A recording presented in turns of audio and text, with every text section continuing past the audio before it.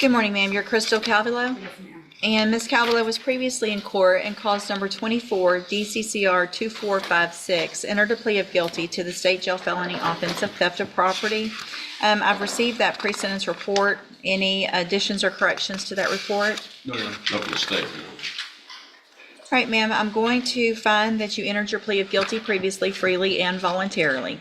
Find sufficient evidence to find you guilty. However, I'm going to follow the agreement that you made with the district attorney and defer all proceedings and place you on probation for 3 years. Yes, ma'am. You're ordered to pay the $500 fine and to follow all of the rules and conditions of probation. If you do that, this is an excellent opportunity because you do not have the felony conviction on your record. And at the end of that probation period, if you successfully complete it, the case is actually dismissed and you will never have that felony conviction. The other side of that, though, is if you violate any condition of probation, you can be brought back into court, you could be found guilty, and then you could be sentenced anywhere in the range of punishment, which is up to 2 years in a state jail prison. Do you understand? And there's no restitution, correct? No. Okay. All right, I'm handing you the trial court certification that shows this was an agreement that I followed, and so you have waived your right to appeal. If you'll just have a seat here in the courtroom, probation, she's going to call you up to her desk when she's ready to go over all of your paperwork. Thank you, ma'am. Good luck to you, ma'am. Thank you, sir. Thank you.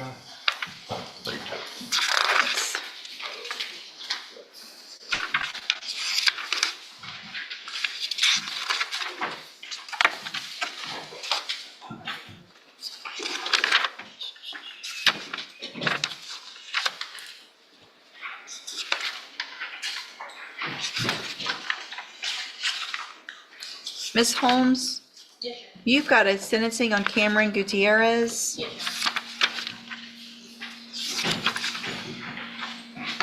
Sentencing on Cameron Gutierrez. Good morning. Good morning. Are you Cameron Gutierrez? Yes, ma'am. And Mr. Gutierrez was previously in court and entered a plea of guilty to evading arrest or detention with the use of a vehicle in cause number 25 DCCR 0325. I've received that pre-sentence report. Have you both had an opportunity to review it? Yes, Your Honor. Yes, sir. Any additions or And corrections? from the defense. Not for the state. All right, sir, I'm going to find that you previously entered your plea of guilty freely and voluntarily. Find sufficient evidence to find you guilty. However, I'm going to follow the agreement that you made with the district attorney and defer all proceedings and place you on probation for 2 years. You're ordered to pay the $500 fine and to follow all of the rules and conditions of probation. Yes, ma'am. If you do that, this is a great opportunity because you do not have a felony conviction on your record.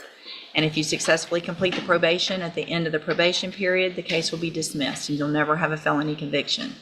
The other side of that, however, is if you violate any condition of probation, you can be brought back into court, found guilty of the offense, which would make you a convicted felon, and sentenced to prison for anywhere in that punishment range, which is between 2 years and up to 10 years in prison. Do you understand? Yes, ma'am. I'm handing you the trial court certification that shows that this was an agreement that I followed, and so you have waived your right to appeal. If you'll just have a seat here in the courtroom, probation's going to call you up to her desk when she's ready to go over your paperwork. Okay. Good luck to you, sir. Thank you. Thank you. Mr. Kelly.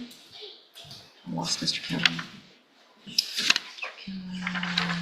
Mr. Mitchell, you've got John Van Wright, 2 cases. Yes, Judge. Good morning. Good morning, how you doing? Good, how are you? Oh, I can't complain. It's Monday. Nobody would listen if we complain anyway, right? Drove in for Fort Worth to be here, though. That's right. Good morning, sir. You are John Van Wright, and this is 24 DCCR 2485 and 15 23582. What is the announcement? As far as the MTRP, it'd be not true, Judge. Okay. I feel that you know. I think we'll just prove up the MTRP first, Judge. Okay, so let's do this then. Let me get that pulled up. We'll go through that entire motion, and then we'll get an updated report and set it for sentencing.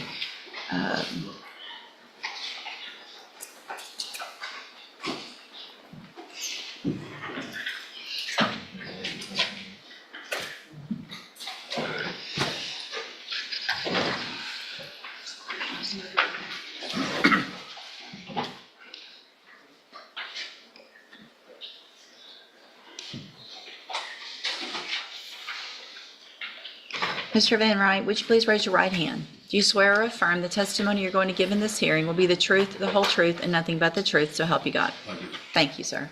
And will he waive the formal reading of the motion? Yes, Judge.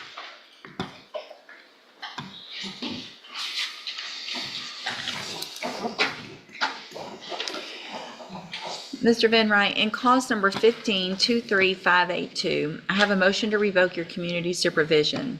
Shows that you were placed on probation July 28th of 2020 for the third-degree felony offense of injury to a child, elderly, or disabled individual, and that was a 10-year term in prison, but it was probated for 6 years. Is that correct? It alleges that you violated your probation. Count 1 alleges that you committed the offense of injury to a child, elderly, or disabled individual November 14th of 2024. And is that true or not true? All right, did you enter your plea of not true to count 1 freely and voluntarily? All right, then I'm going to enter that plea of not true on that count. I'm going to reset the case for sentencing hearing. About how long do you anticipate? I want to know more than that. About an hour or so, so we could do it maybe at the end of a docket? Sure.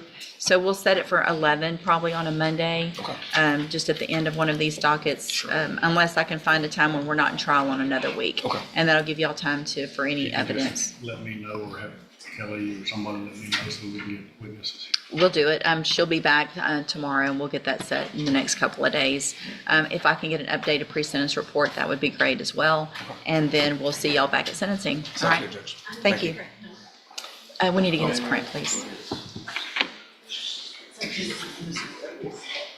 Yeah, make a note for Kelly, though, that it needs a hearing about 1 hour. We probably can do it on a Monday unless we find another day.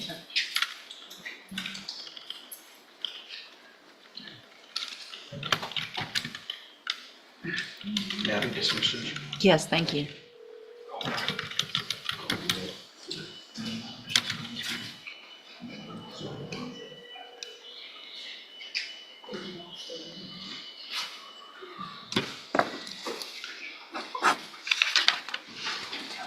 Mr. Rennick, you have a sentencing on Alexandria Bledsoe. Sentencing on Alexandria Bledsoe. Good, how are you doing? Thank you.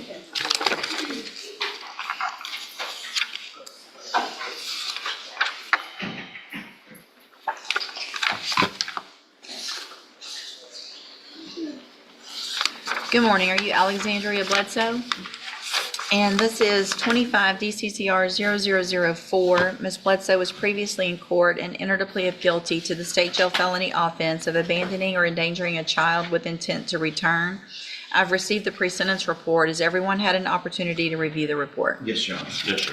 Any additions or Only corrections? one minor thing my client would bring up. The name of her employer was Cigna, correct, or Sigma? Sigma, it was listed as Sigma, and she was just worried that that might be an Okay, issue. I told her not to worry Don't worry about about it, but that. she wanted to bring it to the court's attention. okay, thank you very much. Anything else? So, Your Honor. All right, ma'am, I'm going to find that you previously entered your plea of guilty freely and voluntarily. Find sufficient evidence to find you guilty. However, I'm going to follow the agreement that you made with the district attorney and defer all proceedings and place you on probation for 3 years. You're ordered to pay a $500 fine and to follow all of the rules and conditions of probation.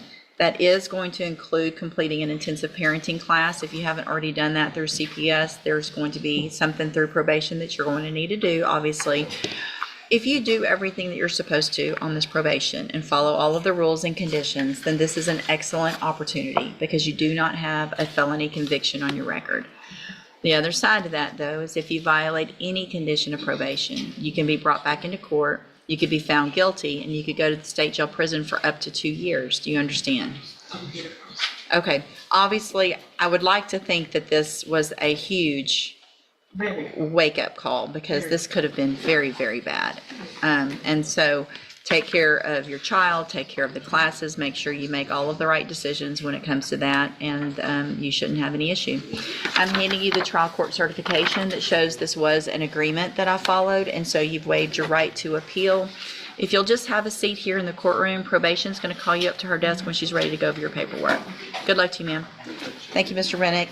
And Mr. Rennick, you also have Patrick Gallagher Yes. sentencing, 24 DCCR 2422 Yes, Your Honor. sentencing. Patrick Gallagher. He's also present. I have one other after that. Good morning, sir. You're Patrick Gallagher. And Mr. Gallagher was previously in court, entered a plea of guilty to driving while intoxicated, third This or is the more. moment when the case takes a major turn. The judge finds Gallagher guilty of DWI, third or more, but then makes it clear that she is not going to follow the agreed probation length. The reason is directly tied to the timing of this offense. Gallagher had only been off probation for 4 days when the new DWI occurred. Instead of 5 years of probation, the judge decides that a longer period is warranted. She sentences him to 10 years in the institutional division of the Texas Department of Corrections, but suspends that sentence and places him on 7 years of probation. That is a serious opportunity, but it comes with serious conditions. Gallagher must successfully complete jcdI, follow probation requirements, maintain vehicle monitoring, and serve 10 days up front. The judge also warns that failing to successfully complete the treatment program could put him back in court looking at prison. With that much on the line, was 7 years of probation a fair second chance? Or should the judge have followed the shorter Regard to any agreement? kind of drug treatment. Anything on your own to stop using alcohol or drugs? I quit drinking, I pray to the good Lord, because I'm a single dad with grandkids, so that's over with. Well, it should have been over with when you were on probation last time. Yes, ma'am, I agree. And I appreciate that you're praying, but sometimes that's not enough. I agree with that too.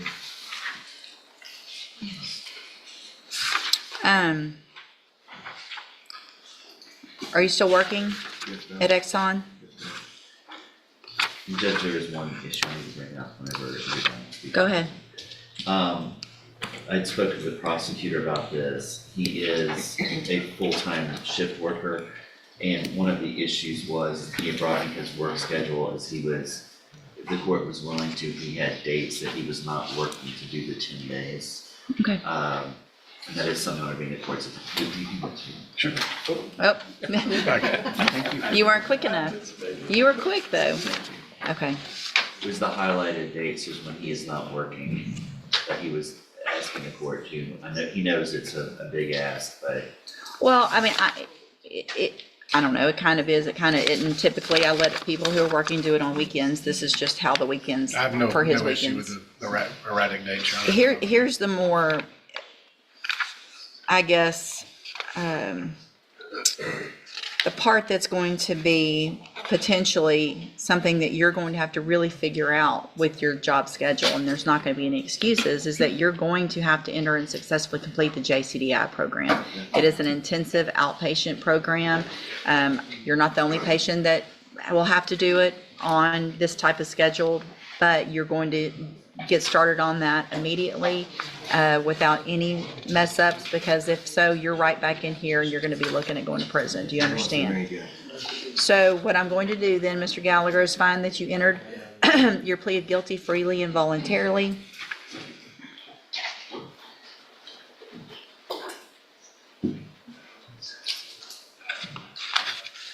Have you been wearing a drug patch either, or no?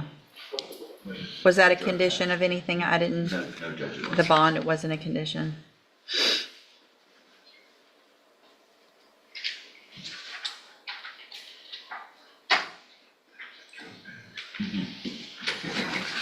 Well, because there was, the blood came back with positive of Delta-8 THC.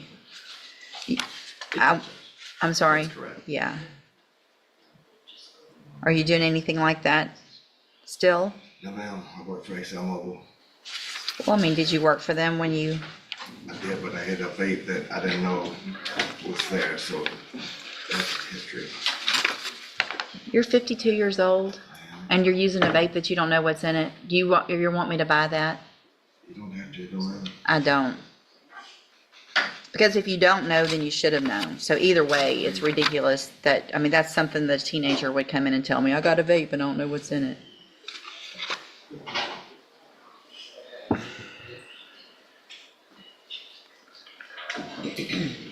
All right, I'm going to do this. Going to find that you entered your plea of guilty freely and voluntarily. Find sufficient evidence to find you guilty, and at this time follow your agreement. Find you guilty of driving while intoxicated, third or more. Sentence you in accordance with your agreement. Well, actually, I'm not going to follow the agreement with regard to the length of time on probation. The fact that he was just off of probation, I think, warrants longer than a 5-year probation. The length of your probation period is ultimately up to me anyway, so it's not like I'm following the main part of the deal, but you still wouldn't have a right to appeal because that's up to me. So I'm going to find you guilty, sentence you to 10 years in the institutional division of the Texas Department of Corrections, but I'm going to suspend that and place you on probation for 7 years. You're ordered to follow all of the rules and conditions of probation.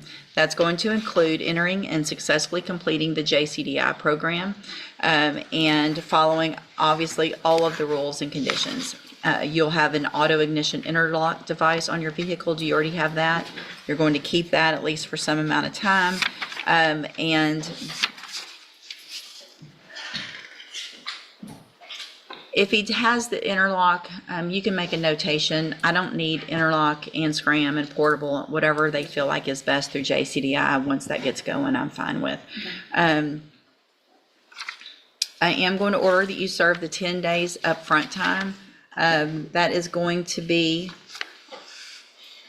on the date starting, I'm going to attach, I'll give you this copy as well, but so like where it says 9 nights, you work that night of the 9th. So you'll start on October 10th. I want you to turn yourself in October 10th at 6 p.m. And then you'll spend the 10th and the 11th, and they'll release you on the 12th. Okay? And then when you work days, what time do you get off? 4 o'clock. 4 o'clock p.m.? Well, depends on when I leave, so it could be 4 to 4:30 to 5. Okay, so the next time is going to be, since you're working days on the 16th, you're going to go at 6 p.m. on the 16th, and then you'll spend that night, the 17th,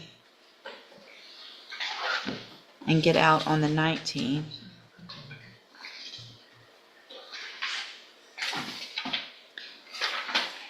If you don't have something written, days or nights, does that mean you're off? And we're so short-handed, it's a possibility, or I had to work overtime because I gave up 2 days overtime already for the 11th and 17th. Okay, if it doesn't say days or nights on this calendar, does it mean you're off? Yes, ma'am. Okay, so that second one in October, you're gonna go, we're gonna get this done. Because that's your long days off. So we're gonna get that week done. So you're gonna go in on the 16th, you're gonna get out on the 23rd.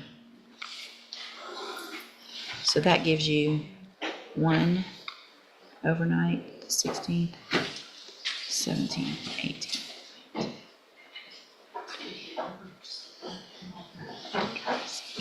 That gives you 7 days. And then that first one only gives you 2 days, so that's 9. So you're saying go in on the 16th when I get off work that day? Mm-hmm. Okay. We're just missing 1 day. There's 7 November on the back of it there. No, we're getting this will be done in December, so you're gonna then go in on the 28th Yes, ma'am. at 6 p.m. and you'll get out the next day, and I'll take care of that last day. So, and then Anna will probably need that too. Make sure you get all of those done. Okay, all right. I'm handing you the trial court certification that shows this was an agreement that I followed, and so you've waived your right to appeal. I have also handed you a written admonishment regarding your ineligibility to possess a firearm or ammunition. Because of the judgment entered against you, you're ineligible under Texas law to possess a firearm or ammunition. Possession of a firearm or ammunition could lead to charges against you. Firearm is a legal term, and you should read the written admonishment I provide you to see what devices qualify as a firearm. If you have questions about the laws that make you ineligible to possess a firearm or ammunition, or about how long that lasts, you can talk with Mr. Rennick. You need to have a seat here in the courtroom and wait for probation to call you up. She'll call you up to her desk when she's ready to go over your paperwork. Good luck to you, sir. Yeah. What was it? $500 fine is obviously part of that as well. Yes. Thank you, Your Honor. Emily, thank you, Mr. Nichols. Emily, Mary Lockard Fury. Cause numbers 24 DCCR 1374, 1905, 1906, and 1907. And Judge, I brought something, Judge, this has been the one with the federal Yes. issues. And we had a proper meeting with the feds in early September, late August, for a day. I had informed them that this needed to be wrapped up because of what you had expressed to me in our last meeting. They have followed up with me and said that charges are imminent. And Judge, just to be very straight with you about it, they had told me that in June. And then I'd said, I'm getting heat respectfully from the courts, and she has charges also pending in Chambers in Hardin County. The courts are aware of what's going on. Mr. Moran, the assistant U.S. attorney, has informed me that he thinks it's going to happen either, he alluded to me it's going to be in October, but I have no way of telling the court with absolute certainty that's correct, so I don't have control over it, because I thought it would be sooner. Right. But the dilemma for me is, and Mr. Smith, who's been super helpful and accommodating dealing with this issue, is that we know that the federal charges are coming. They haven't landed yet. But I don't want to be placed in a situation where I have to clean the state charges and the federal charges are coming. That's why I brought that email. I appreciate the email. If you don't mind, I'm going to hang on to this. Absolutely. I might give Ray a quick email or a call and just to find, he's very I've known him pleasant. we used to work together, so I'm fine with. I've spoken with him, I've sent him all of the restitution. Patrick Gallagher's sentencing ends with serious judgment and a very clear warning. After pleading guilty to DWI, third, or more, he is found guilty and sentenced to 10 years in the institutional division of the Texas Department of Corrections.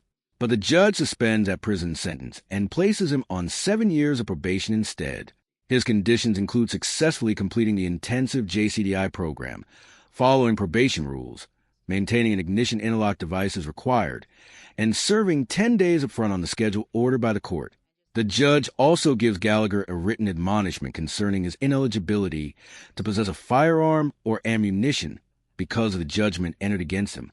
What makes this case especially significant is the court's concern that the new DWI occurred only 4 days after his previous community supervision expired. The judge gave him another opportunity, but the conditions make clear that this opportunity comes with substantial consequences if he fails to comply.